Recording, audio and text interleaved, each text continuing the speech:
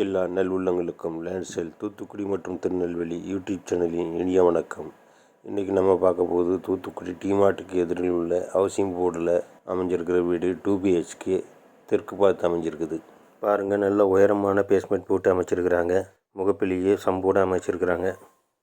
பாருங்கள், போர்ட்டிகோவிலேருந்து 3 படி மேலே ஏறி தான் வீட்டு ஹாலுக்கு போகிற மாதிரி நல்ல உயரமாக தான் அமைச்சிருக்கிறாங்க. 2 பெட்ரூமோட அட்டாச் டாய்லெட்டோட அமைஞ்சிருக்குது.